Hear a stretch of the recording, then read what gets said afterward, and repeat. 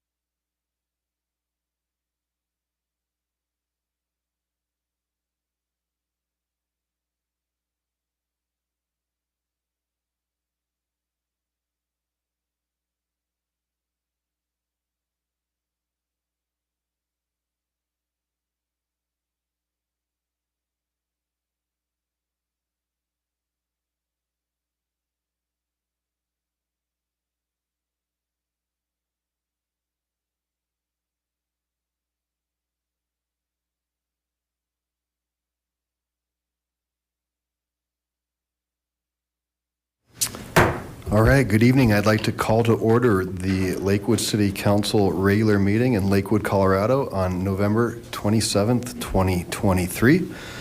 For those that are joining tonight via telephone, the number is going to be 720-707-2699. The webinar ID is the same on phone as it is on Zoom, and that's going to be 870-1796-0123. You'll press pound twice to get into that meeting.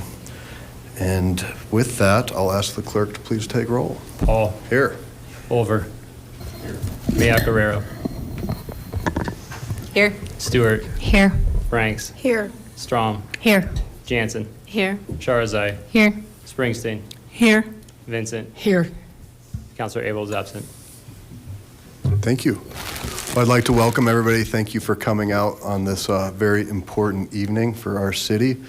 And we have some very special guests that are going to kick us off with the Pledge of Allegiance. So we have the Girl Scout Troop 68211 and the Weeblo's Arrow of Light, Den from Cub Scout Pack 748. They're going to come down and lead us in the Pledge of Allegiance. So if you're able to stand, please do so.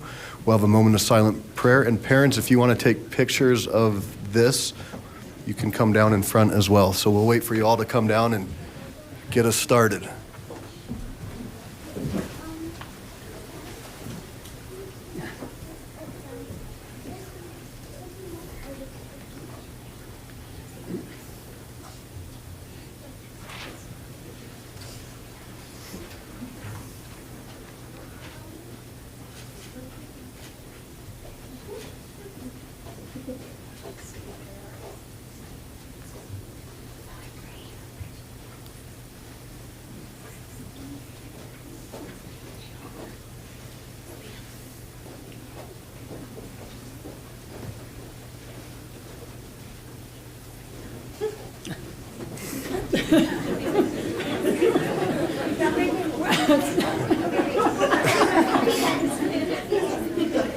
The best.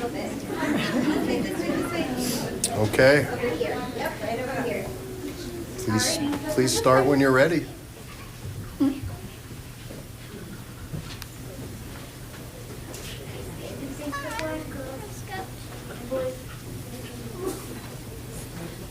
This way. Allegiance to the flag of the United States of America and to the republic for which it stands, one nation, under God, indivisible, with liberty and justice for all.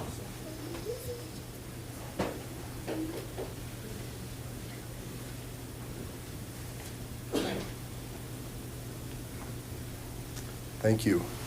Please be seated. Thank you so much. Appreciate you coming out.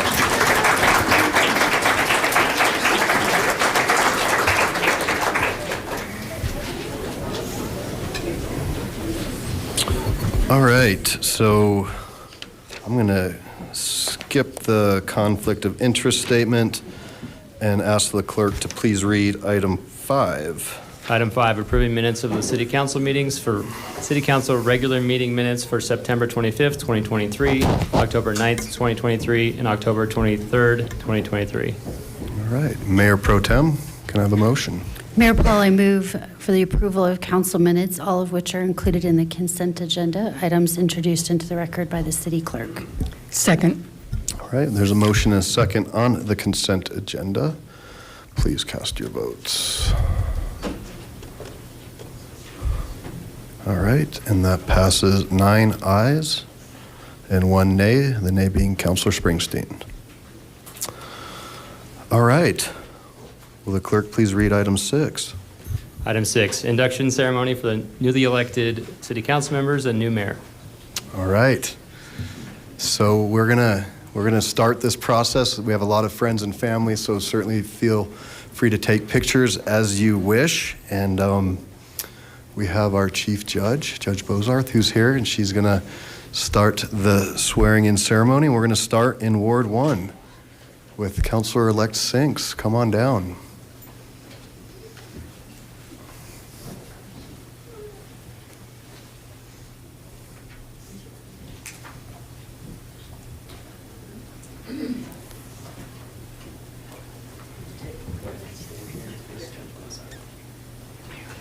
Of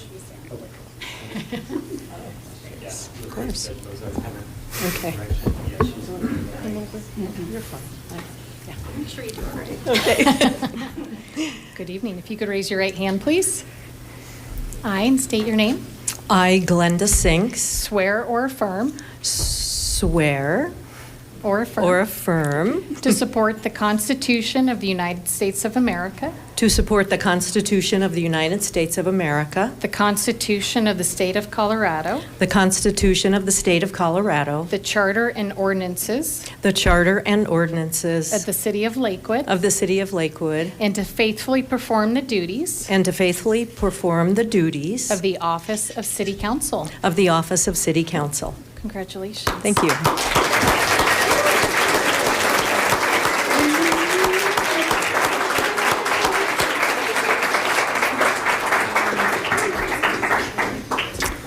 All right, and so Counselor-elect Cruz is not able to join us this evening, and she'll be sworn in at a following date. So we'll move to Ward 3. Roger Lowe, come on down.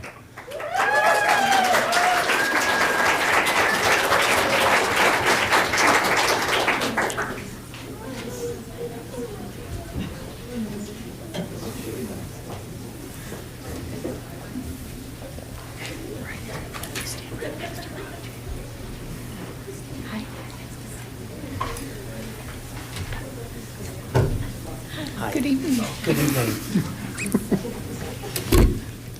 Okay. You could raise your right hand. I, and state your name, I, Roger Lowe, swear or affirm swear or affirm to support the Constitution of the United States, to support the Constitution of the United States, the Constitution of the State of Colorado, the Constitution of the State of Colorado, and the Charter and ordinances and the Charter and ordinances of the City of Lakewood, of the City of Lakewood, and to faithfully perform the duties and to faithfully perform the duties of the office of City Council. of the office of City Council. Congratulations. Thank you very much.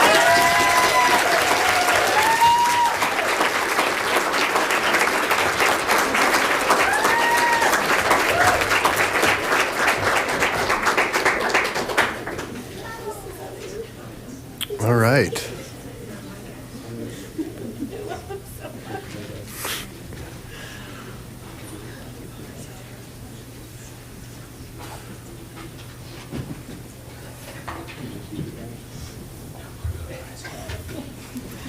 Okay, next up, we have Dave Ryan, Ward 4.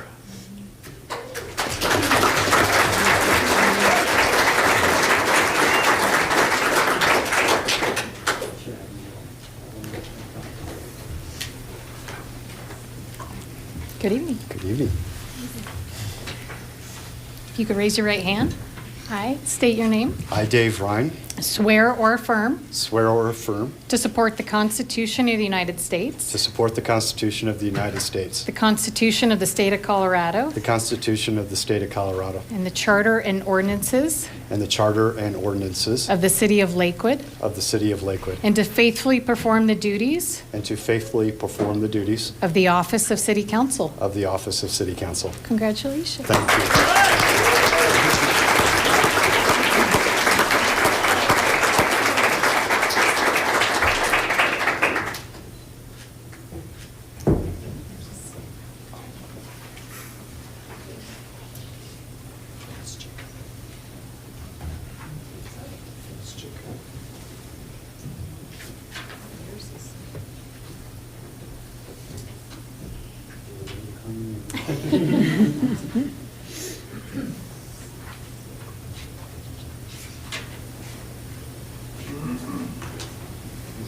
Congratulations.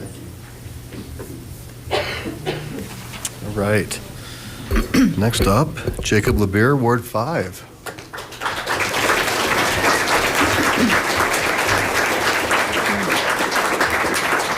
Good evening. Welcome back.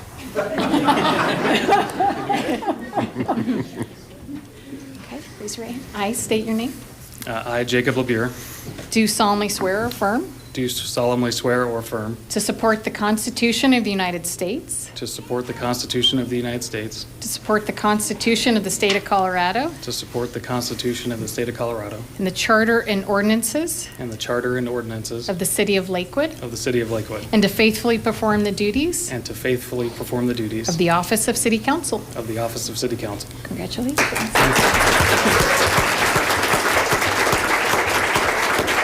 Sorry.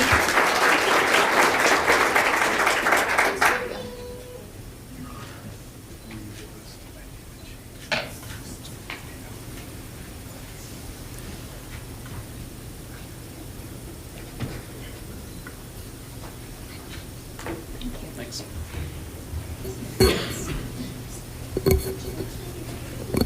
All right.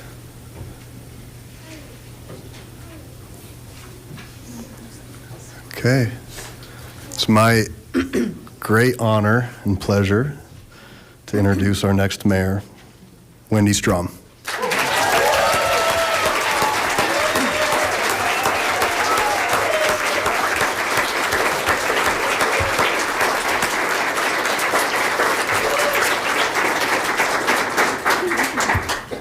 Already tearing up. My son is turning.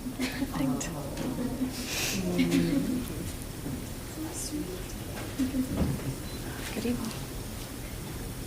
I state your name.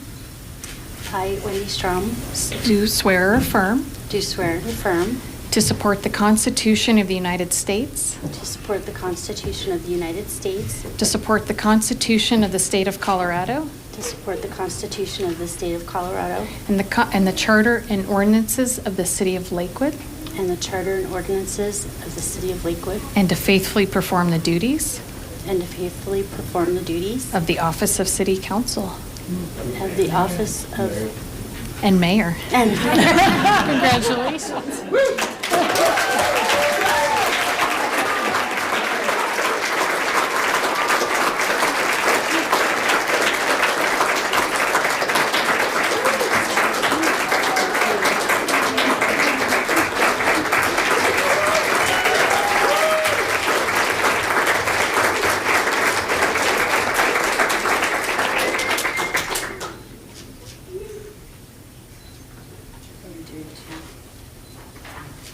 It's nice.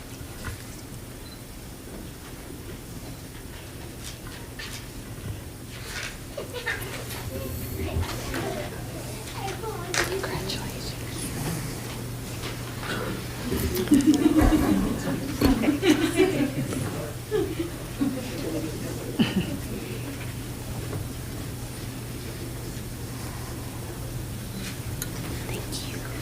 So Mayor Strom, can I take us to recess? Yes, please. All right, so we are all done with this part of the meeting. We're going to adjourn and go into the lobby and celebrate this new group and the future of our wonderful city. So hope you can all join us and enjoy. And I'm not sure when they'll come back, but they'll get you back. So with that, we'll stand in recess.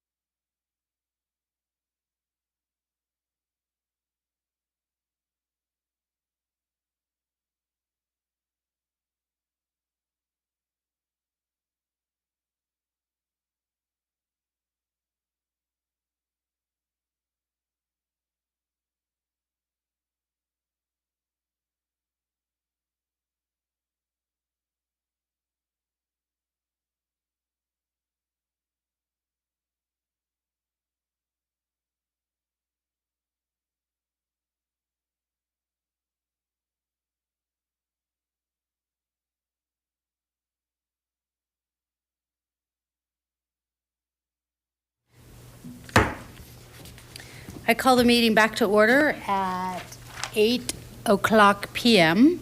and ask the city clerk to take the roll. Strom. Here. Culver. Here. Mayor Guerrero. Here. Stewart. Here. Ryan. Here. LeBure. Here. Sharazai. Here. Lowe. Here. And Sinks. Here. Mayor Strom, you have a quorum. Thank you.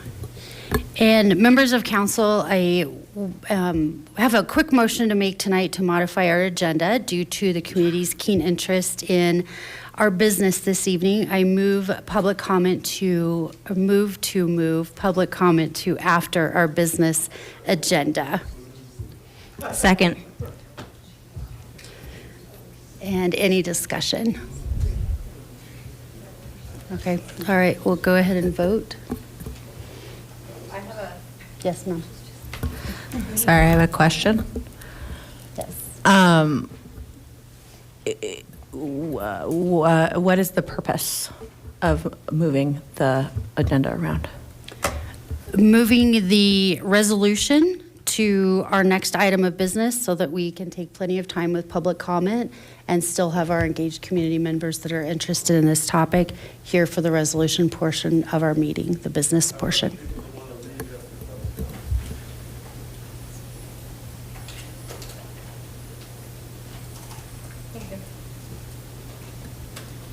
Are we ready for a vote? Yep.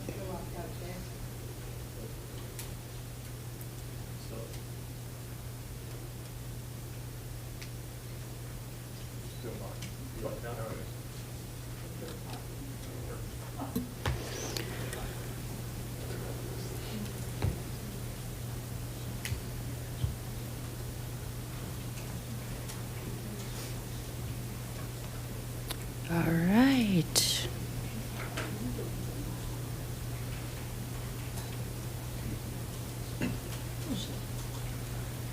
Okay, and the motion passes.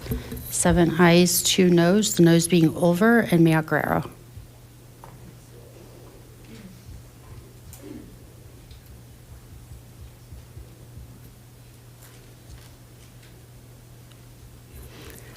All right.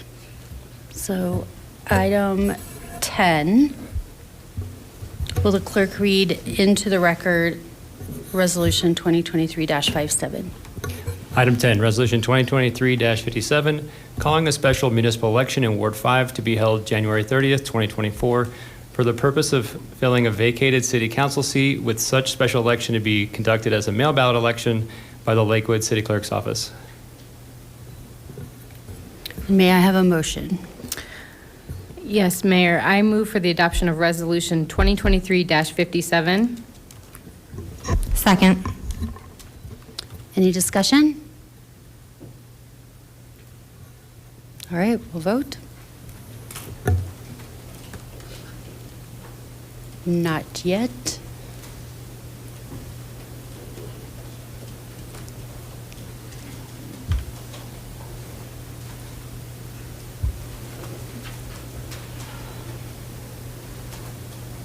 All right, and the motion passes. 9 ayes, 0 nays. Thank you for that. We shall now proceed with public comment this evening. And we have a number of individuals signed up here in chambers where we will start. So this is the point in the meeting where the public is invited to address the city council on items that did not appear on the agenda. All comments should be directed to the city council. And this is designed as we are here to listen to you. This will not be back-to-back dialogue, but we will make sure that staff does respond to everybody accordingly with questions as it pertains or in the contact information that's listed on the sheet. So we definitely want to make sure that you're signed up on the sheet. I'll ask all in attendance to observe the decorum of city council chambers and refrain from applause or audible support or discord with the speaker. So we'll go ahead and start with Mr. James Mace.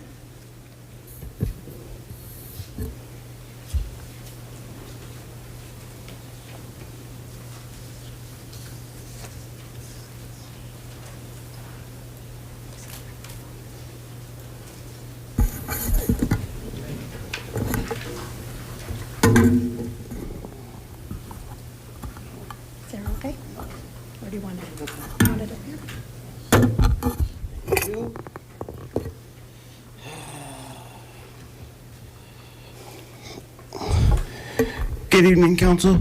Good evening, Mayor. I'm here tonight, two things. One is there's been a lot of serious stuff going on with the police department and the fire department. I have noticed and been given roofies more than once. I am tired of this. And the other thing that I'm here to do is Belmar Park, you guys need to stop the developer, because if you guys don't, the citizens themselves will take action against the developer himself. Get the developer here to deal with us. Belmar Park needs to stay a park, not be part of a apartment complex. Belmar Park is one of the most beautiful parks we've had. I am sick and tired of hearing it, and I'm sick and tired of everybody trying to turn the bird sanctuary into an apartment complex. Thank you very much.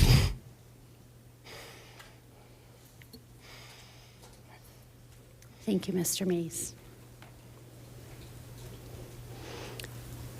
Next, I have Regina Hopkins and then Mary DePetro.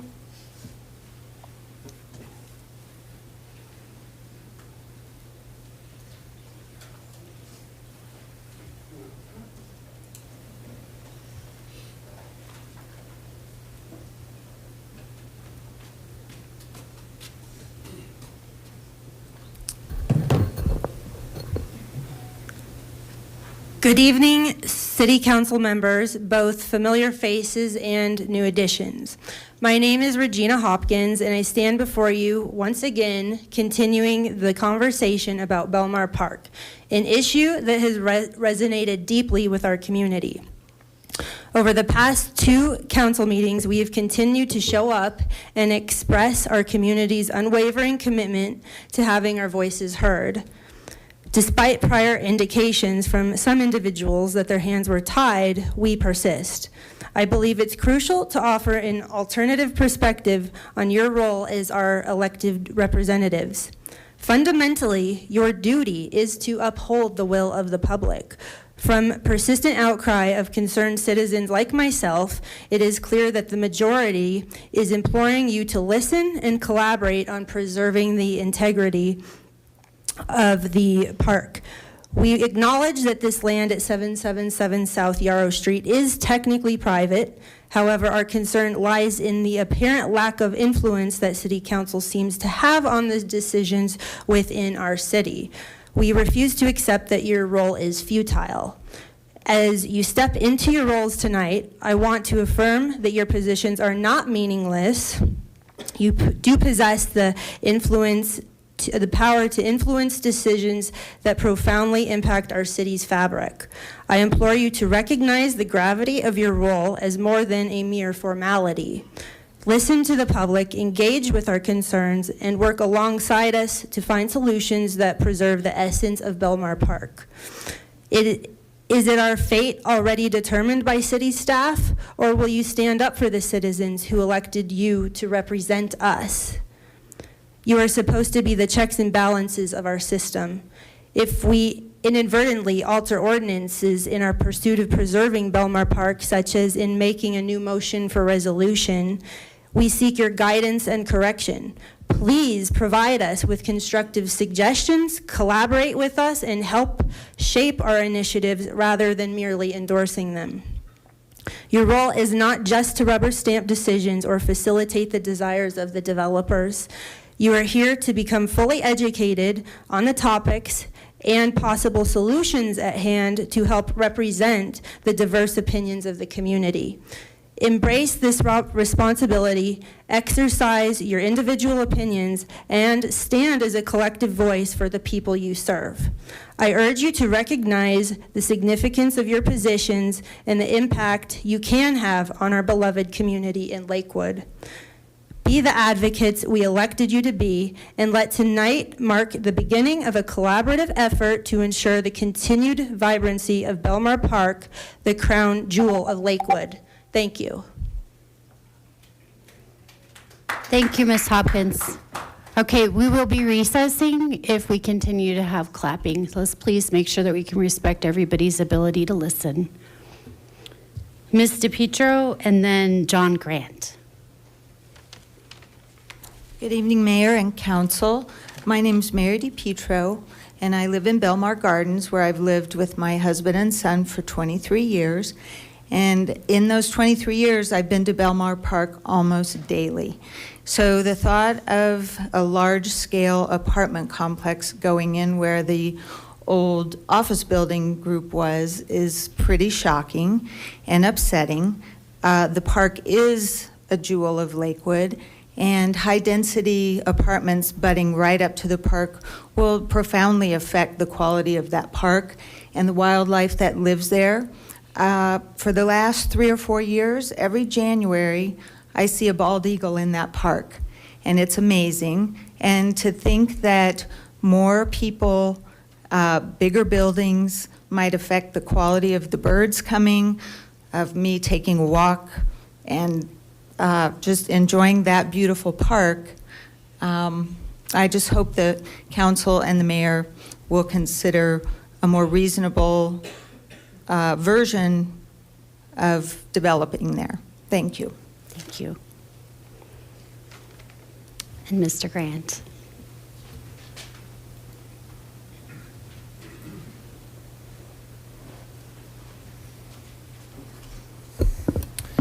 Hi, my name is John Grant. I live in Belmar Gardens.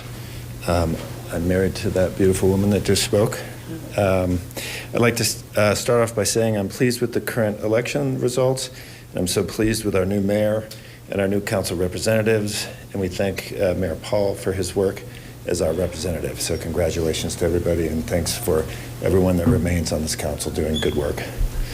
I'm most pleased knowing that this new council and mayor understand that they are not tied to the decisions of their predecessors, and that they know that they are empowered to make decisions based on what's right for our city today in light of changing conditions and changing priorities. What are Lakewood's priorities? What does the future look like? What are the decisions we can never go back and change? Who are the city leaders that we'll talk about in the future and say they were the ones that stood up to defend our livable city? We moved to Belmar Gardens 23 years ago to be close to Belmar Park. We rode our horses there, we raised our son there, we walk there daily with our dog and enjoy the simple pleasures that the park affords. The park benefits from good planning and development decisions that offer comfortable volumes as the park transitions to residential. Even City Council reclines to respect the park and its open spaces and is modest in its presence as it leads the way for our city. The decision to allow the maximum allowable development and the removal of whatever trees necessary to impact the way Lakewood citizens experience our beautiful Belmar Park forever. These decisions are forever. The council will forever be linked to this development. Do we want to sell away the eastern side of the jewel of Lakewood to an out-of-state developer with an F rating from the Better Business Bureau? Think about what can be done today to ensure we live in a city that we can be proud of forever. Growth should not be a shock to the system, but should be thoughtful, gradual, well-considered, and not just what we had to do. There are remedies to the concerns that we're our neighbors, but only if we have the strength to pursue them. Thank you. Thank you. Then I have Tanner Heininger. And then after Tanner, Jed Phillips.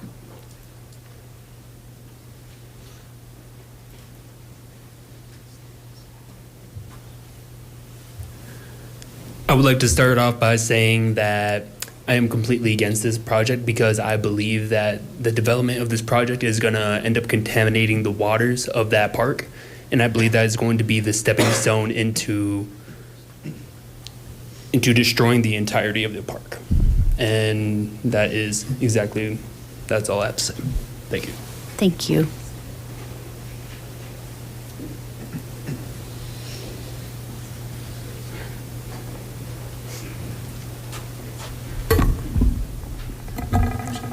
Like just this. All right. So I don't particularly like coming up here. I always feel like I'm at the mercy of the council here. I feel a little bit, it's a little stressful, but just want to come up here to reiterate that there is not consensus in the community about the Yarrow Street development. I just want to make sure you guys know that there are constituents that aren't opposed to high density development in the city and want to move the city towards solutions for the growing home ownership and homelessness problem that is sweeping our country. So I just want to reiterate that you're likely going to hear a lot of arguments that cite papers and research, but please don't take these arguments at face value. I looked at some of the resources that have been documented, and I have to say that I'm not convinced that they're being used in good faith. So I just urge the city council to make sure that you're looking at the resources that are kind of being presented as fact and make sure that you're fact checking them, okay? But the real thing that I'm kind of up here for, what I really, really, really want you guys to talk about and just provide comment on is specifically the Belmar Trailhead project, which I'm actually a little bit taken aback that like the 3 previous city council meetings I've been here, the public comment, I've only heard it brought up once by another person who's supposedly against the environmental impact of 777 Yarrow Street project. Considering that the Belmar Trailhead project is effectively paving over, it's a city project that's paving over a part of Belmar Park, literally taking city-owned land and making more parking, which in my opinion, we don't need. We don't need more parking in this area. We can do more thoughtful things with that land. We can leave it as park. We could, we don't need to put more parking in that area. There's plenty. As a staunch supporter of walkable cities and, thoughtful development, I feel like the Belmar Trailhead project is just not, it's not a sensible thing to do. And that's something we can stop, right? Like, that's a city project. Let's just figure out something more creative to solve that problem. I know that there's some other, there's some complications there. It's not a straightforward project. I don't particularly know all the ins and outs of it, but from my perspective, I would really rather not have a parking lot there. I would want to have it stay just grassland. So, all right, thanks guys. Thank you. And my apologies, when you come up, if you could make sure to say your name and address or name and ward. Well, I get that added to public record. Now have pooling time, Celia Greenman.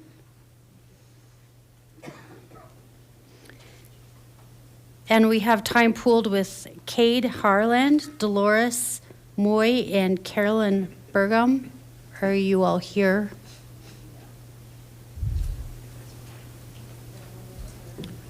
Okay, do we have Dolores and Cade? Okay, thank you. Good evening, Mayor, new and continuing members of City Council. Some of you have heard me speak before. I'm here to reiterate my concerns about the plans for 777 South Yarrow Street as they've been submitted. Oh, I'm sorry, my name is Celia Greenman. I'm in Ward 2. This parcel is private property and the developer has the right to build, yes.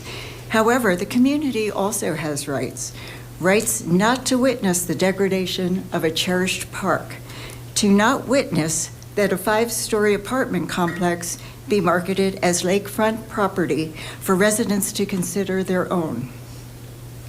You might think, well, nothing is happening within the park boundary.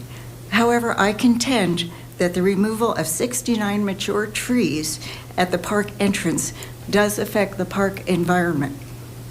When I worked for Colorado Parks and Wildlife, trying to mitigate the effects of energy development on wildlife, we had to consider not just the direct effects to wildlife, that would be birds being chopped up by wind turbines, but also the indirect impacts, the physical presence of a road, of a structure, the loss of habitat. Would that presence be a factor in avoidance of an area by an animal? The loss of habitat, they would lose habitat for nesting and forage. This is a photo of Say's phoebes. There's an adult feeding a juvenile, and on the right-hand side, the juvenile has a dragonfly in his mouth. He's probably thinking, what do I do now? But these are flycatchers. I took this picture in a ponderosa pine, one of the pines that will be coming down with the Belmar West project. These birds nest in grasslands and in woodland boundaries. And the loss of this tree and the 68 others that will be coming down will be a loss of habitat. It will reduce the ability of the species to nest, to forage for their survival. Of the over 200 birds that have been reported by Lakewood Park naturalists in this area, over half of them are songbirds, and they use these trees for nesting, foraging, roosting, migratory stopovers. In addition, there are raptors, great horned owls, nest in these conifers, and also there's been documentation of 5 other raptor species, including bald eagles that someone else has mentioned. The tree removal equates to habitat loss and indirect impacts to bird life. But it is not just the tree removal that is an impact, but the replacement. Next picture. The replacement with a monolithic structure that is guaranteed to disorient and cause birds to crash into the building walls. And then there is noise from construction, increased traffic, the increase in people and pets using the park. Noise isn't merely an irritant like it would be for us, it's also a form of habitat loss. For animals that survive by the grace of using their hearing, traffic's masking effect can be fatal. The ambient noise will mask songbird alarms, and owls may not be able to detect rodents. A mere 3 decibel increase in background noise halves the listening area, that is the space in which an animal needs to pick up a signal. But enough about wildlife. What about people life, human species? Several speakers at council meetings before have talked about the importance of the serenity of Belmar Park for mental health. One teacher spoke about bringing her young students to the park and watching them relax and unwind.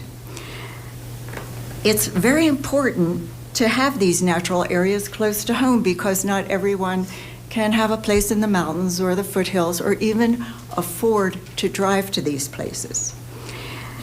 And having a place close to home is very important to children. As nature helps children, children will help nature, because having a place where children can experience nature is critical to raising a generation that cares for our out of doors. But what can be done about the situation? Time and again, during public comment and in individual emails, we have heard that the project does not come up for review by council, and ordinances cannot be changed to retroactively affect a submittal. Mayor Strong has written, since this development resides on private property and in an urban renewal area, City Council has no power in voting yes or no on this development happening. And I too believe that the proposed building is large for that space and have concerns about the impact on wildlife. But it's ultimately up to the developer to decide to implement changes. Is it really the case that council can do nothing? The people who have spoken against the project at council meetings understand that the project is on private property and the developer has a right to build. But build what? Where does it say in the city statutes that the developer has a final say over the size and incompatibility of his design? This is where city staff and council need to intervene, because there are ordinances that are not being followed. These include the existing tree preservation ordinance, Ordinance 17.6.5.8. Existing trees with trunks greater than 8-inch caliber within a development shall be preserved to the extent reasonably feasible and will help satisfy the landscaping requirements of this section. Such trees shall be considered protected trees within the meaning of this section. Streets, buildings, and lot layouts shall be designed to minimize the disturbance to protected trees. These ordinances apply to both residential and mixed-use core development, which is how the project is zoned. The tree removal is also contrary to Lakewood's sustainability plan to achieve tree canopy of 30% by 2025. Therefore, I contend that staff and council have a responsibility to residents of Lakewood that should have been exercised early on in this project and respond to the developer. The Lakewood Code requires a design to plan with the trees and not destroy them, including a buffer with Belmar Park so that many of the mature trees at 777 South Yarrow could remain. Next one, please. We know Kairoy can be creative in their design, and this is an image of their One River North project downtown. It has drawn attention for its facade's distinctive canyon that is being filled with trees, bushes, and plants, essentially inviting the great outdoors into the building in a way no other structure ever has in Denver. I find it ironic that Kairoy has an award-winning building that strives to include green space while destroying green space at Belmar West. They are using Belmar Park for marketing while degrading the park itself. Please, we implore you, don't think that by contributing to the Nature Conservancy or other environmental nonprofits that you are doing your part for the planet. Study the Lakewood ordinances, work through the correspondence between city staff and the developer to see where recommendations have been ignored. Do not accept that you have no influence. Thank you. Thank you. And next we have another pooled time. Mark Smith.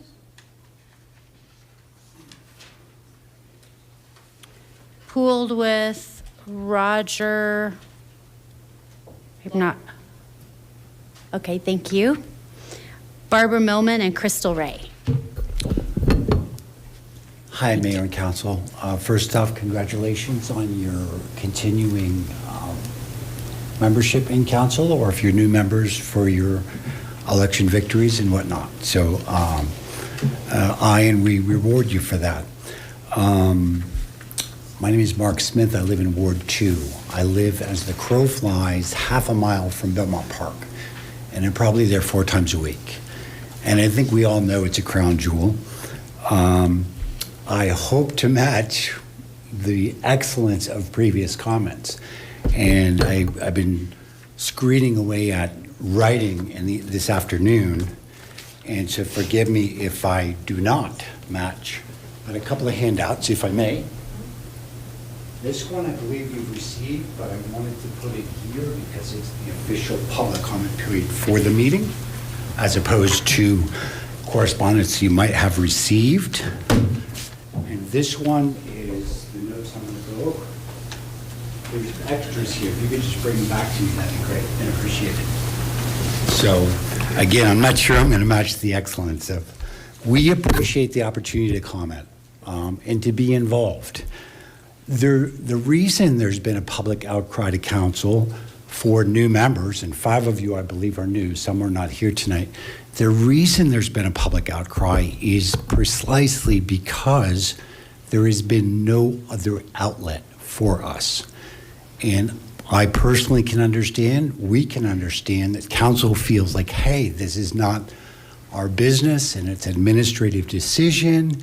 It could have gone to the planning director. Why are you bothering us with this? Well, the reason we're quote unquote bothering you is that we haven't been heard. Staff level review is a behind closed doors review. There is no public process. For new members, there's no public hearing, there's no public notice, there's no public nothing. Pardon my English there. Kairoy, if I'm pronouncing their name right, has offered to meet with citizens. They are 2 years, 9 months into this project. If they really cared, they are applying for building permits as we speak. They have already applied for building permits. They've gotten some feedback from inspection office. They're looking at a second round to update it. What in the world is anybody applying for building permits for if this is not at the 11th hour? It's way past the 11th hour. Again, the reason we're coming to you, I've made multiple phone calls. I can count 7 to planner of the day and 2 other staff in the planning department that are not returned. They're simply not returned. I was at the counter, it was about 10 days ago, 2 weeks ago, and Mr. Rice, who's the development and planning services manager, i.e. manager, said to me, Catherine here will help you out explaining the lot line adjustment.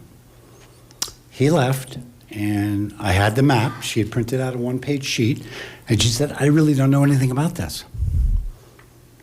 I'm not trying to be critical of persons. This all goes to the point where there has been a complete lack of public process, and when we've reached out about decisions or preliminary decisions, I think they're more than preliminary, it's just 7 calls to planner of the day. I went into the city manager's office the day after I met with Mr. Rice, and I asked for a return phone call. It was over 2 weeks ago. I don't have one yet. And I asked if the deputy city manager could call me. I haven't had a call back. I'm not here to berate and scream. I'm here to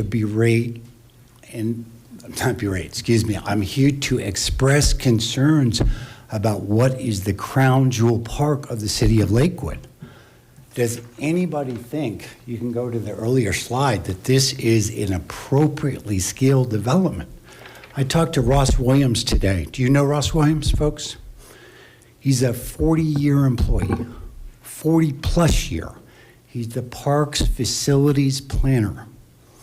His comment to me was, and I'm not trying to disclose anything that's unusual or unexpected, his comment was, when he first saw the plans in early 2021, his remark is, we've got a problem here. I'm paraphrasing.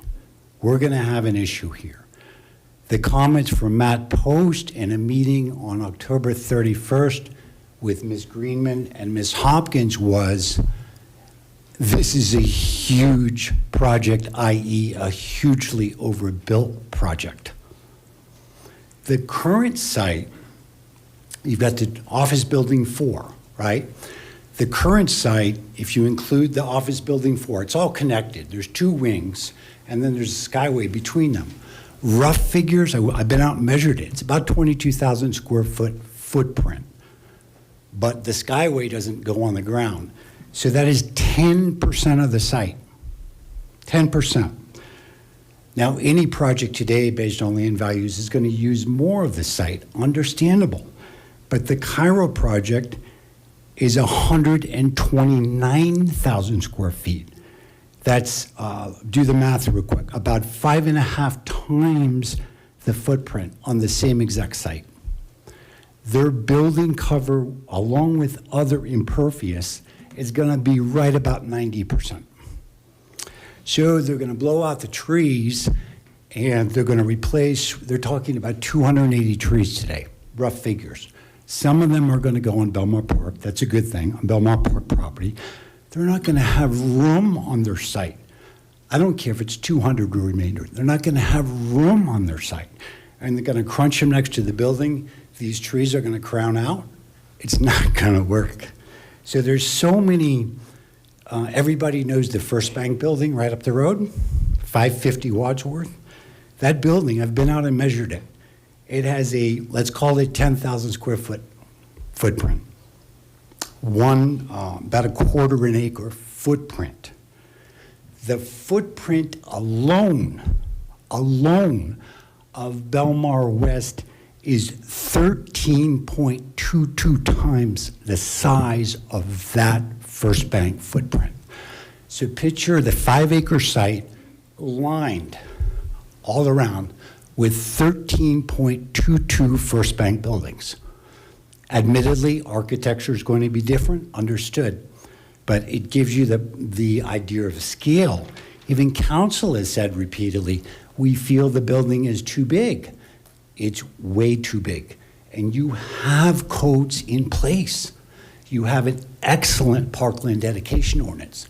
Matt Post, who's the lead planner on this project, he's been working on it 3 years, just short of. He has lobbied, and he's told me this personally, conversation October 25th, 2023. Subsequent conversation October 31st, he told Celia and Regina, he's been lobbying for a buffer on the westerly border. And you know what Kairoy has said? No way. No way. Meantime, you have a parkland dedication ordinance. It's in the books. It's an excellent ordinance. Use it. If they won't give you a buffer, make them give open space associated with the parkland dedication. The site is 5.25 acres. Based on their density, they are required to give 3.46. That they can do a fee in lieu, understood. But they don't want to give the city, this is a city decision, doesn't want a notch. They want nothing for buffers. It's not right. We are not anti-development. This is not about NIMBYism. This is about doing the right thing for the city and what's in the best interest for the city. And that includes stewardship of Belmar Park. I am very fearful, as we are as a group, Save Belmar Park Committee, and we don't have a huge membership. We are growing. If we knew about this project 3 years ago, we'd have 3,000 members. We'd have a mailing list of 3,000. We'd have $200,000 in the bank. I'm confident of that. But the whole thing has been hidden behind closed doors. I want to mention that the other thing about the parkland dedication ordinance, so I'm not talking about a 30-foot buffer. I'm talking about a significant buffer on the westerly property boundary. Significant. They can have their cake and eat it too. They have a right of first refusal on Todd Tedford's front parcel there in Wadsworth. Your code calls for orderly land development. Well, doesn't it make sense that orderly land development would be looking at both these parcels combined? I can tell their reaction is going to be, that's our private property, it's none of your business. It is our business. It's in the public interest for the city of Lakewood. They can walk away with oodles of profit. There's not going to be any affordable housing here. There's not going to be affordable housing here. Look at their website. They market themselves as a high-end, ultra-luxury development company. That's what they are. That's who they are. Time's up. Okay. Please take a look at my letter. Please excuse the typos. I was working furiously to get this out, but I wanted to submit it. So please excuse the typos. We are submitting a much more detailed letter in the next week or so, which will get distributed to all of you. Thank you very much for your time. Thank you, Mr. Smith. Please, we want to get done early. I'm just asking you to respect the room that we're in and the audience that's here. We all want to hear. Another clap and we will recess tonight. Next up, I have Katie Gill. Is Katie here? Oh, there you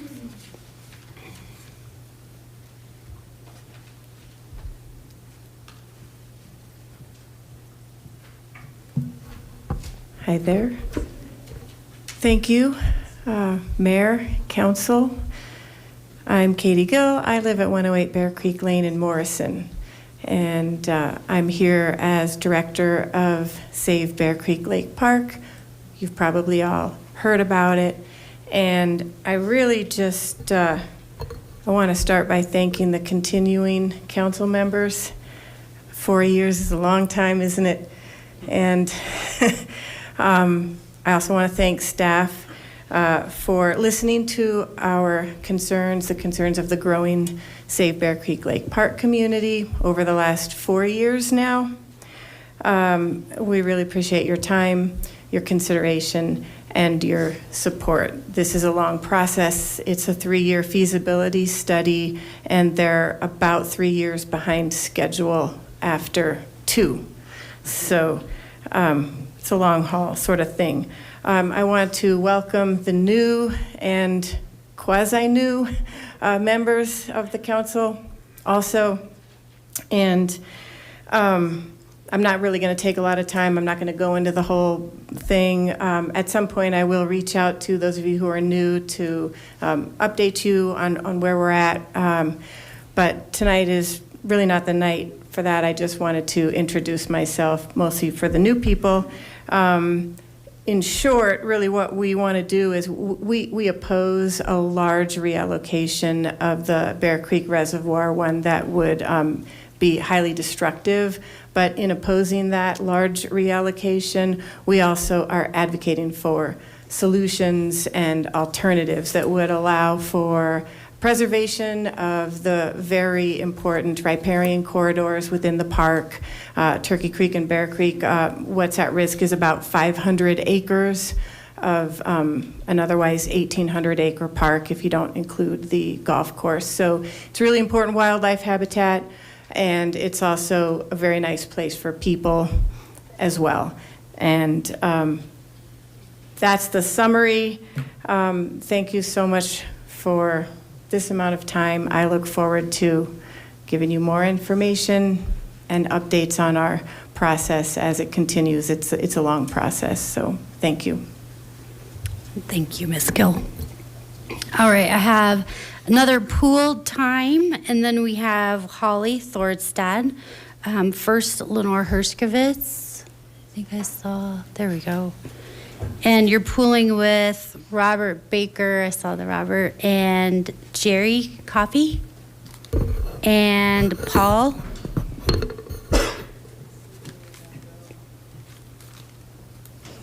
Oh, okay, perfect. All right, Okay. thank you.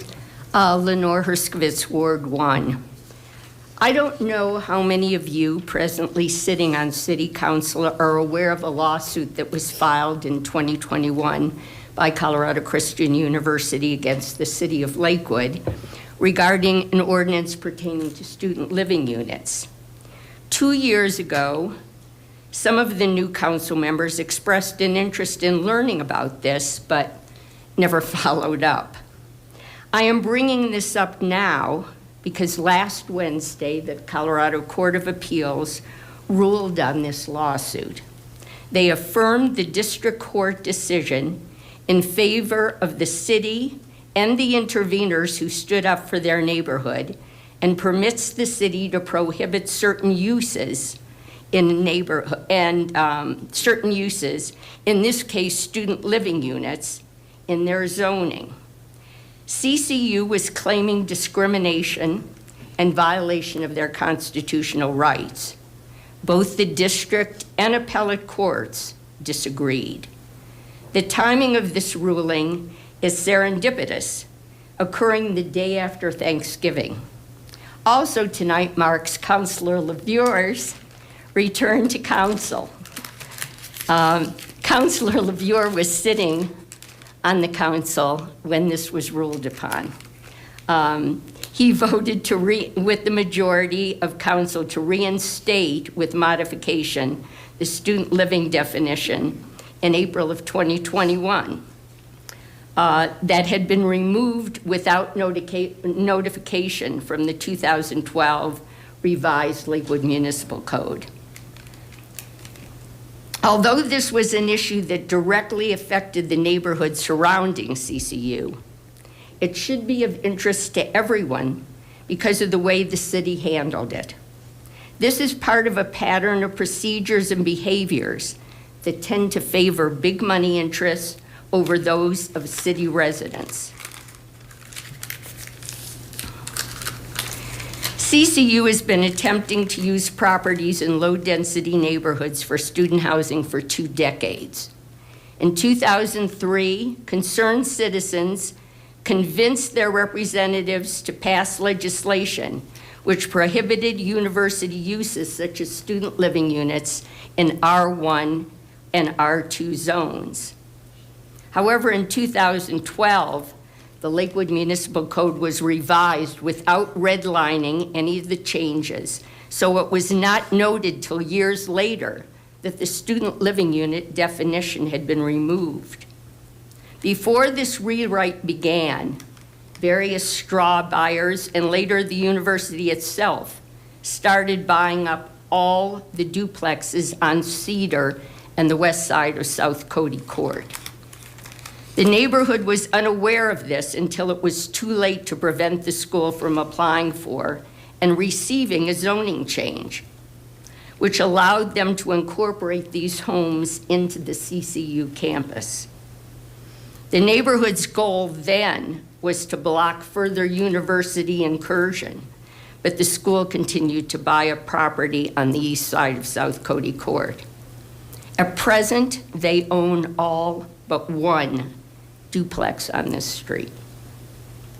Although the ordinance prohibiting university use was in existence before CCU began their takeover of South Cody Court, in 2017, school representatives decided to remove their regular tenants, I being one of them, and replace them with their students. This set off a firestorm among residents. Community members frequently appeared before council to voice their concerns. For 2 years, quarterly forums were held with CCU residents and city representatives in an attempt to resolve the problems of traffic congestion, safety, parking, and encroachment. Not once did the university give us an answer about their future plans for our neighborhood. After the reinstatement of the student living unit definition in April of 2021, CCU decided to test the ordinance by placing 6 students in the duplex next to me. This house had been sitting vacant for 2 years and had never housed students since CCU took ownership of the property. Because too many unrelated people were living in this duplex, I spent 1 month trying to contact people at the university, asking them to resolve this problem. Never got a response. I then filed a complaint with code enforcement, who referred me to the city's planning director, Travis Parker. That was an odd turn of events. This led to a conference call between myself, Mr. Parker, and Robert Baker, then president of the Mid-Lakewood Civic Association. Through this conversation, we learned that CCU had filed a lawsuit in response to the city's cease and desist order. We were told that the city staff had decided to allow CCU to continue housing students in the disputed duplexes until a court ruling was reached. Basically, the city was ignoring their own ordinance and acting as if CCU had already won the case. Early on, the city decided there would be no mention of the lawsuit, even when inquiries were made during public comment. Former Councilor Abel had difficulty getting information from the city attorney about the status of filings. As a result of this stonewalling, Mr. Baker and myself did some independent research. Through a free consultation with a lawyer, we were able to obtain several of the initial pleadings. This included a motion for a temporary restraining order filed by CCU to allow their students to remain in the disputed properties.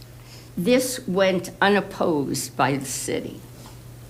This motion contained misrepresentation of facts to support their request, yet it was unchallenged by the city's legal team. The dilemma was how to get the judge to know the truth. A friend remembered a case in which the neighborhood filed a motion to intervene. The rest is history. 2 ordinary citizens without legal representation filed motions to intervene. We were granted intervener status, and moving forward, we had to be notified about every pleading and every hearing. We were now parties to the lawsuit and were no longer kept in the dark. It is fitting that I share this story with a room full of concerned citizens who are facing their own challenges with this city. Although as interveners, we were on the same side as the city, we entered the case because we feared Lakewood, the Lakewood legal representatives were not doing an adequate job of defending our neighborhood. We were facing a powerful and wealthy university that was used to getting what they wanted, often with the help of the city. For 10 years, our city staff and attorneys told us that our ordinance was unconstitutional and would not stand up to a legal challenge. You were told at the last council meeting that former Councilor Springsteen's resolution was illegal. That wasn't true, but it provided justification for council's position that there was nothing they could do. To appease the Belmar advocates, the developer agreed to an in-person meeting with community members in the 2-month pause. Well, 6 weeks will have expired before the unrequested meeting takes place. I wonder how much will be accomplished with a gathering of a select few community members, the developer, and perhaps city staff and councilors. What is the expected outcome?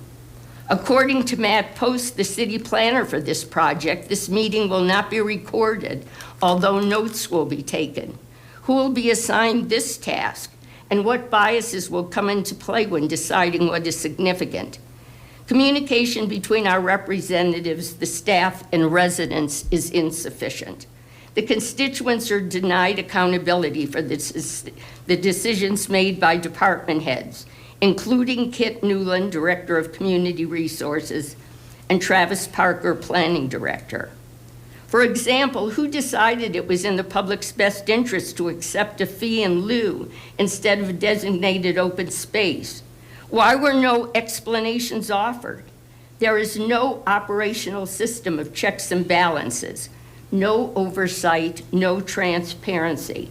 The council sits back acting helpless. Why don't you represent the people instead of regurgitating staff's messaging?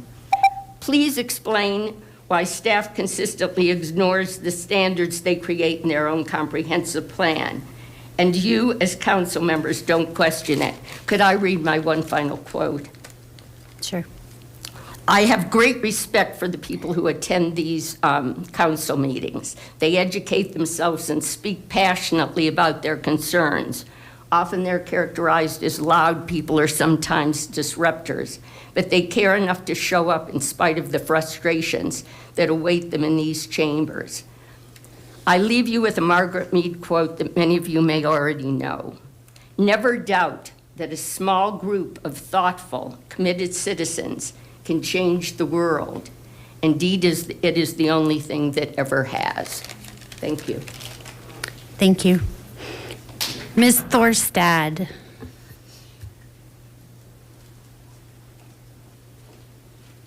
And then I have Reverend Hensley. Good evening, Mayor and council members, and thank you so much for giving me the time to speak tonight. Wasn't planning on it, but I felt the need to. I'm here on behalf of Belmar Park. I'm an avid birder, and I dread what's going to happen to this park when those hundreds of people move in right next to it.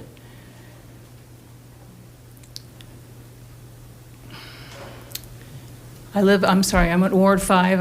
I live at 7475 West Shenango Place. We've been there for 6 years after 45 years in Aurora.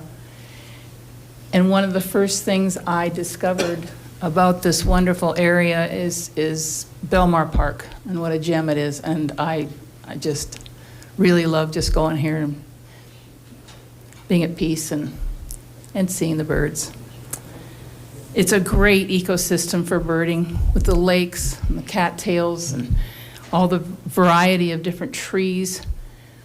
I saw my first Harlan's hawk, which is a subspecies of red-tailed hawk, in the trees that they're probably going to be cut down. He's been there for several times when I've been back to go birding there.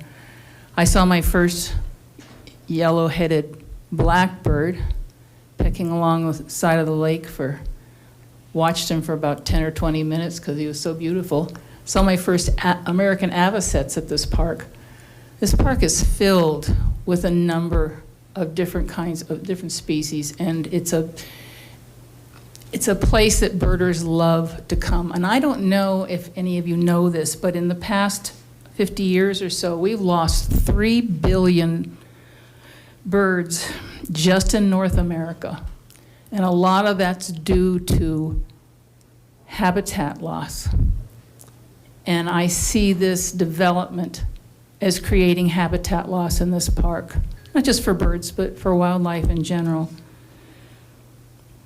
Belmar Park is a place where I can go, as many people have said, just to have a peaceful, quiet time, not with hundreds of people from the housing development that wants to move in, disturbing it, and where I can go by myself and go birding and not have to worry about being alone. In short, I just really wish that you would consider what it means to bring development into this park and somehow stop it. Thank you. Reverend Hensley.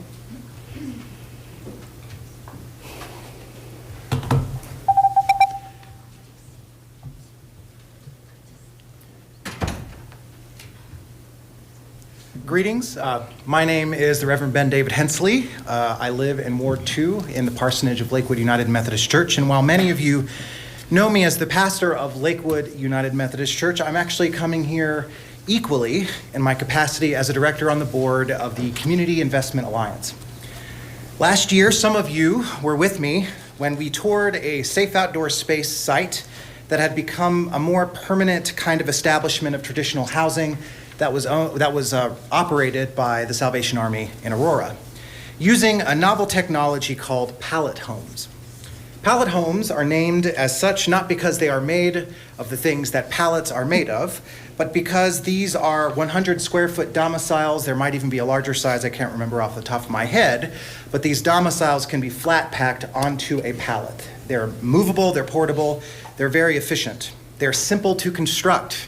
They can be connected to electricity and built to withstand the coldest of Colorado winter weather. They are a perfect technology for us to invest in as a city, to build on the housing infrastructure that is already being developed and for which there is much more opportunity to develop, so that we can rapidly rehouse individuals who need a safe and secure and durable place to live on their way to either permanent or permanent supportive housing. So I come here with a simple request, that we urgently find a way past whatever is stopping us from purchasing and effectively establishing and managing a site that has a form of housing that our building code and possibly our zoning code would not otherwise allow. And to that end, because I don't want to spend time making a public comment that raises a concern without at least offering something that I think might be a solution, I would like to offer the services of my nonprofit, on whose board I sit. The Community Investment Alliance has consulted with multiple municipalities across the state of Colorado to recommend policy solutions and code amendments to sticky problems like the one I believe we might be dealing with regarding pallet homes. How to include them in our building and zoning code, or whatever other kinds of sticky wickets are getting in our way. So whether or not a solution might already be proposed and is going to be brought up at a later meeting or not, thank you if it is. Thank you if it is. The Community Investment Alliance can be a resource for our city in finding creative policy and code amendment solutions that so frequently get in the way of a city like ours that eagerly desires to find humane and dignified solutions to homelessness. In either case, a solution on this matter is long overdue, and friends, this is an urgent matter that we continuously need to address, and I think we can do it with this technology. So thank you for your time, and Councilors Rowe, Ryan, LeBure, Sinks, and Mayor Strom, congratulations. Thank you. Thank you. Mr. Robb, did we have any other public comment? Thank you, Mayor. I have one person in the audience signed up to testify. Paula, you still here? Thanks, Paula.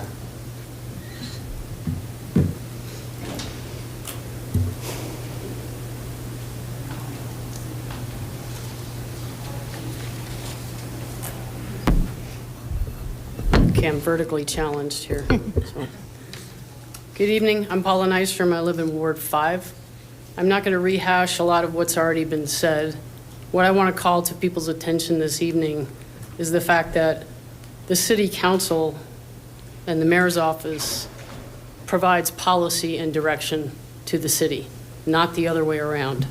The City Council's mission statement is quality lifestyle fostered by a transparent government. The City Council's commitment to citizens: act with honesty and integrity, communicate openly, continually evaluate the purpose and scope of government and adjust programs as appropriate, be progressive with innovative while respecting the traditions of the community and honoring our neighborhoods. I think this is very important. This is just some of the City Council's commitments. The core values, again, just some of them: open and honest communication, quality economic development, quality living environment, and community sustainability. I ask you to process this, go over it again if you haven't looked at it recently, and put it in perspective of what's going on right now. We have a new opportunity here to change the perception of the city government. As you can tell, there's a lot of people that are upset by what's going on now and previous decisions. We have an opportunity, and I challenge you to change the status quo. No one here is against development, but sensible development in the appropriate places is what is needed. Even if you shift what is proposed for South Yarrow Way to the other side of the street, level that building and make it a parking lot, but leave the trees alone, leave the park alone. You're going to destroy the park if you approve this development. I want to call to your attention an article that recently came out in the Denver Post about the federal government just releasing a new climate change analysis and its impact on Colorado. And if we're not planning and taking action based on the impacts of climate change now and where we're headed in the future, we're doing disservice to the entire community. No one's going to ride in on a white horse and save us. We need to proactively do this as a government, as a citizenship, as a community. And it's not happening right now. I think working with the community, listening to your constituents, and taking into account what they're saying to you is very important, not just on this one development, but overall. There's a lot of work that could be done collaboratively and with climate change in mind, which will benefit all of us. Thank you. Thank you, Ms. Nystrom. Did you have any more? No. No, Mayor. That's the end of Okay. my list. Thank you. And I did not read, for the record, I think we ended the day with 3 comments on Lakewood Speaks as well. And then we'll go ahead and shift online. Looks like we have 1 comment, 1 hand raised online. Mr. Klaus. Hi, my name is John Kloss. I live in Ward 1. I'm actually just calling to amplify the comments left by David Rothenberger and Stephen Buckley on Lakewood Speaks around plowing bike lanes in Lakewood. My family and I live in Northwest Lakewood, and we have these great amenities like Chester Portsmouth Park, Lakewood Library, Quail Street Playground. But it's frustrating that the limited amount of biking infrastructure that we have is used by the city's snow plows to just push snow aside. I understand that on Youngfield, it can be a little tricky, but on 20th, from Youngfield to like Miller all the way up to Lakewood Library, there's a number of ditches there where city snow plows could easily push snow into those ditches and leave the limited amount of bike lanes that we have available to people who want to, use their bikes to take their kids to Stover, go to the library, parks, that sort of thing. So I would just ask the city council to potentially work with Public Works to improve the way that we plow our streets in Lakewood. Thank you. Thank you, Mr. Klaus. Any more online?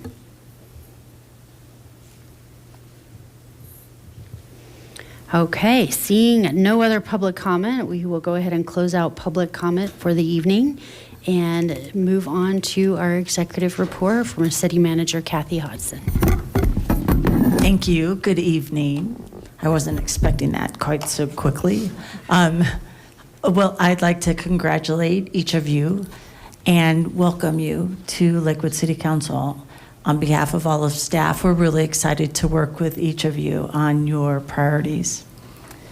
But before we do that, I'd like to direct everyone to lakewood.org because staff created a really lovely video that describes some of the accomplishments of the former city council, and it's really quite beautiful. It highlights the probably most important initiatives that have occurred in the last several years. So it's lakewood.org, council thank you. That's how you can find it. And it isn't a long video, but it's really well done.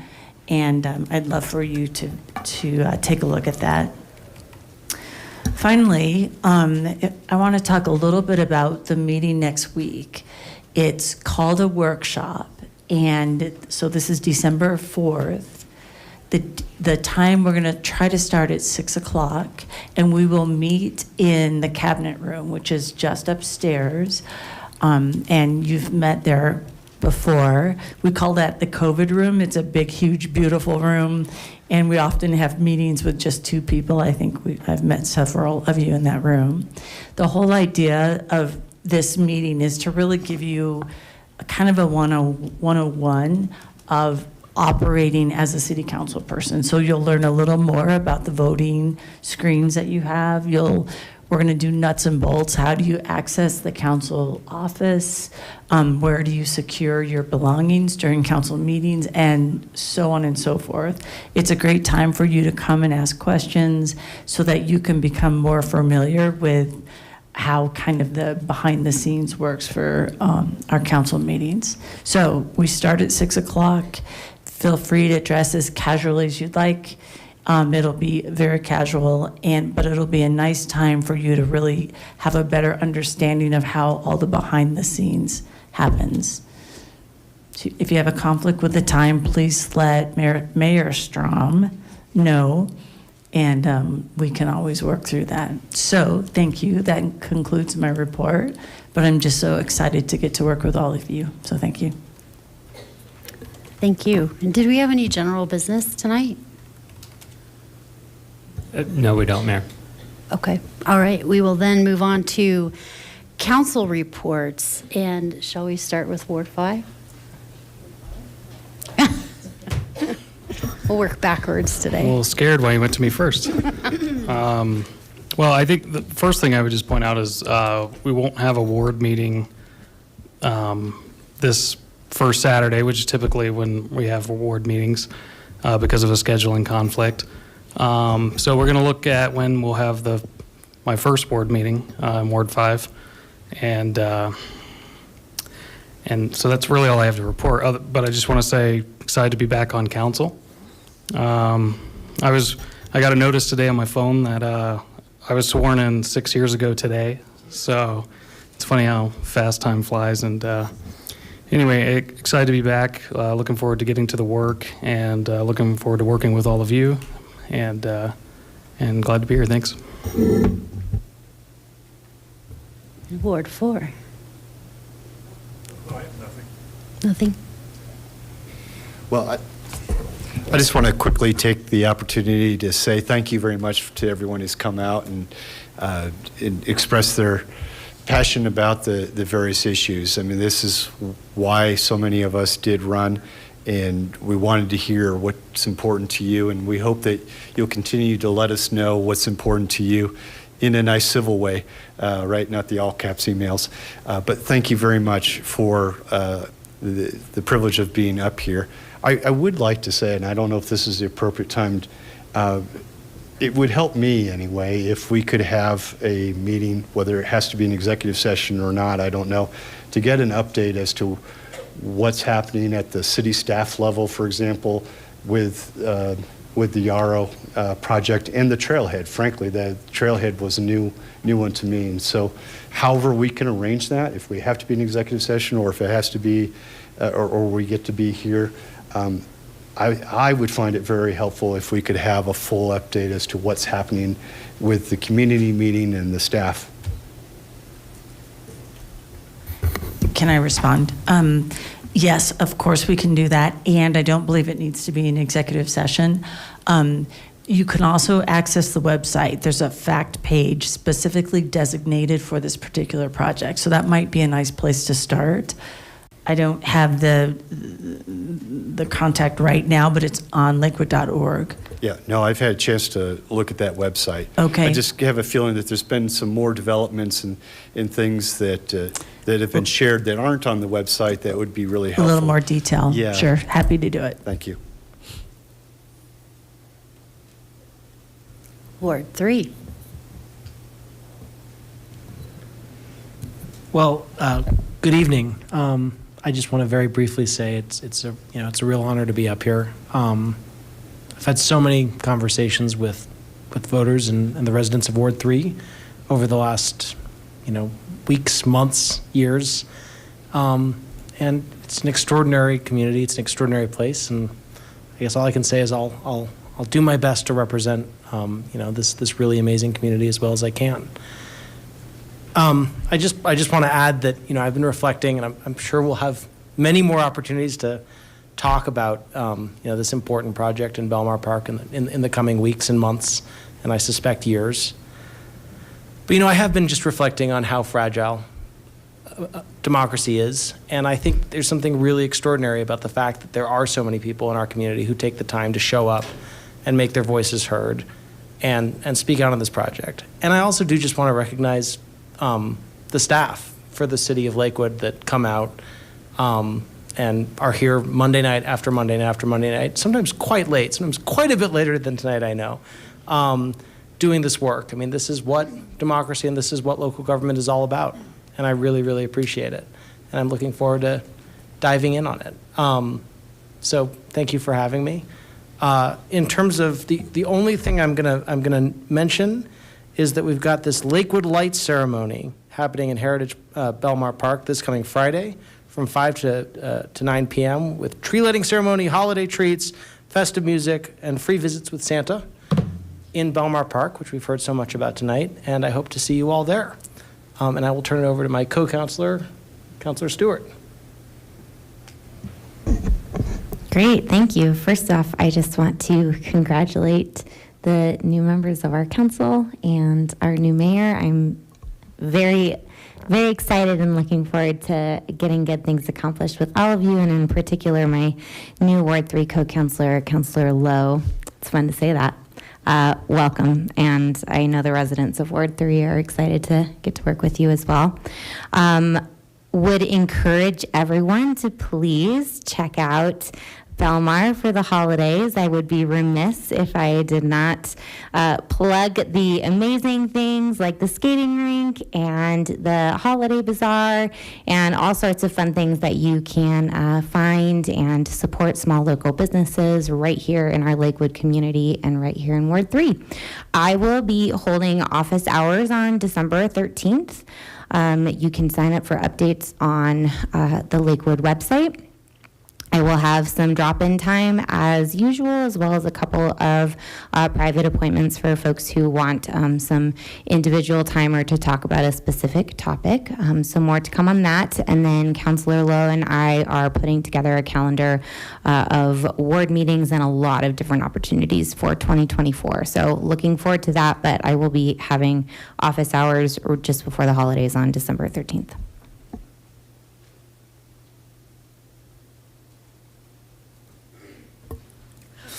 I cannot wait till my new ward mate has also been sworn in. She's unfortunately out of town at this scheduled time, so she's not here, but I'm very excited about it, and I really am thrilled to have this new council. I think, you know, there's some of us who are coming into the second half of our first term, but really each new council, right, we have to govern as a body. And so however much we disagree or agree with each other, you end up with a really different outcome. And I'm just really excited to learn more about this new dynamic and see what is possible for us to do. I also wanted to say that the Action Center is doing winter clothes drives for folks who do not have enough. It is cold. It was really cold this last weekend.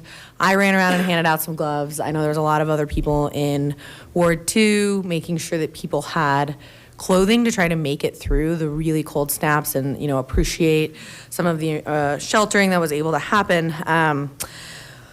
But there is actually a statewide shortage of winter clothing for people this year. It's like much more significant than it has been in the past. So if you have extras in the back of your closet, if you have an extra few dollars and can even buy things at the thrift store or Walmart, kids jackets, large jackets, and then gloves, like even just like the simple knit ones, socks and hats are, the gloves, socks, and hats are really the three most important. A lot of folks end up with a jacket, not those things. Your extremities get really, really chilly out there. And so there are, we're going to be getting some boxes put up in various places around the city with those like bins that you can put your items in. But also if you just reach out to me, I'm very happy to like come get things from you. I will genuinely drive to you and pick up jackets, hats, gloves, etc., and make sure that they get to people who need them. The last, maybe not even the last. We, my new ward mate and I, Counselor, I guess she's not, Isabel Cruz, she's not quite counselor yet, she hasn't been sworn in, counselor-elect. We are looking at moving my regular ward meeting time is on a third Wednesday. That's very close to the holidays. So we're hoping to have a ward meeting the weekend before on the 15th, 16th, or 17th of December. And we are working on dialing in the availability of our space, and we'll hopefully post that in the next couple of days. And then the first Friday for December 1st is holiday themed. So there's lots of really fun things to be doing in Lakewood this time of year. There's markets and there's art and there's tree lighting, and it's kind of incredible. I feel like even when I moved here 10 years ago, it just was not the amount of festivities that was going on. First Friday in 40 West at the time was often just like children's art and sometimes a piñata. And now it's going to be this really spectacular thing. So recommend checking that out. And there's other just themed holiday things happening in the Art Hub and at some of the art locations on the Art Walk all month long. So check those out. I think that's all. Sorry, I had a very long list today. Thank you so much. Ward 1. I'm starting It's wonderful to be here. I'm so grateful to every citizen in Lakewood that voted in the municipal election. It's so, so important. Last I heard, I think around 47% of the citizens in Lakewood voted. And of course, then I'm grateful to the Ward 1 residents who voted for me as well. I've worked very hard this past year learning and getting up to speed. I would be the first one, though, to say that I don't know everything. Who does? And so hopefully with all the preparation, the learning curve won't be real steep, but still, you know, there's lots to learn. And kind of along that line, I would like to ask, as Councilor Ryan asked, so in light of the Colorado Court of Appeals that upheld the zoning code, I would also like to ask for update of what does that mean then? What are the ramifications? So if we could have that. Can I respond? Thank you. So our city attorney on a monthly basis gives a whole update on all of the legal work, and that will be included. I think it already is included, or it will be in your next report that you'll get. Okay, great, thank you. Sure. And then just to finish up, so last night was a wonderful Mid-Lakewood Civic Association tree lighting event at Meadowlark Park, complete with cocoa and cookies. Whoever made the shortbread, I would love to have that recipe. Those cookies were great. South Lakewood Elementary Choir sang, and there was also a food collection, cans of food for the Action Center. So thanks so much to the officers of Mid-Lakewood Civic Association and the board and all those that worked to make that such a success. It was a great night. Thanks. Yes, thank you. So excited to welcome the new council members. Looking forward to working with Councilor Sinks Moore in her new role as the Ward 1 City Councilor. I wanted to also just recognize and thank Robert Baker and Lenore Herskovitz for your commitment and your dedication and your work with CCU. I'm your neighbor, and so I have had the opportunity to follow this closely, and I just appreciate your commitment to Lakewood. So building off what Glenda said, I had the opportunity to join the Applewood Valley Neighborhood Association meeting earlier this month, and would just really encourage folks in the community, if you have opportunities like that, for your city councilors to join and learn about things that are happening in your neighborhoods and your communities. We welcome those opportunities. So please invite us. We will be hosting a ward meeting this Saturday, December 2nd, from 9:30 to 11 at Holy Shepherd Church at 920 Kipling. We're going to be discussing all of the mechanisms and levers you can pull as community members to communicate with city staff and city councilors. This has come up quite a bit, and there has been some information that we're just hoping to clarify for the community on that. So I want to thank and appreciate the city staff for joining us for that and sharing that information.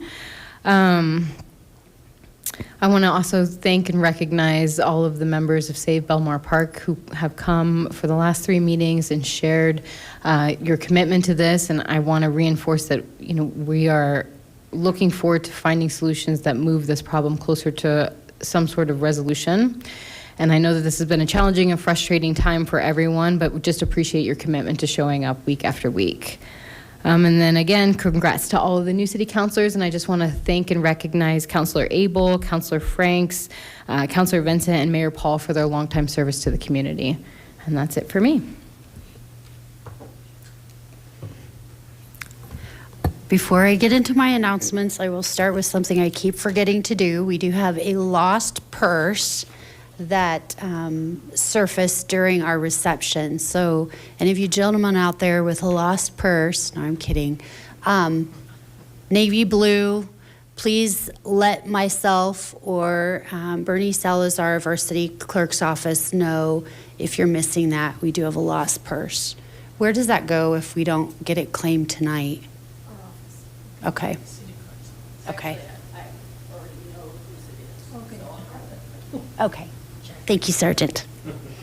All right, then with no further ado, I'll get on to my own announcements. And first, I want to welcome all of you to the next legislative chapter of Lakewood. We've got some very enthusiastic people, as you've heard tonight, and I'm very excited to be serving with each and every person that's up here on the dais. And we have differing opinions about things, and we have some very similar opinions about things. And just as it's made mention, all of you coming to public comment, every single week that you bring ideas and questions and concerns to us, we're up here working as different people, and when we all put our heads together, that's where we get the best good done for all of us. So I'm really thankful to all of our voters out there that showed up on Election Day and before Election Day, because in Colorado we have the ability to do that. So thank you for those of you that voted, and thank you for those of you that continue to show up for your community. I will do another plug for Lakewood Lights coming on Friday night. Very excited to be out in the cold. But, you know, this is the holiday season and really the time for us to sit back and really start to have a little bit more introspection on what's really important around us, the people. There's so many beautiful things in this world, and being able to do some of these holiday events is something that really allows us to be grounded on some of that. So would love to see all of you join us Friday night. We will also be able to take in some of the talents of our Lakewood kiddos. We've got Green Mountain has their choir that's coming, as well as Rose Stein in the gazebo. So lots of hot chocolate, Santa, and music. Not a lot of warmth, but it is Colorado. We're used to it. So thank you, everybody, for coming again tonight. And with that, we'll go ahead and adjourn tonight's meeting. And we'll see everyone for the workshop next Monday.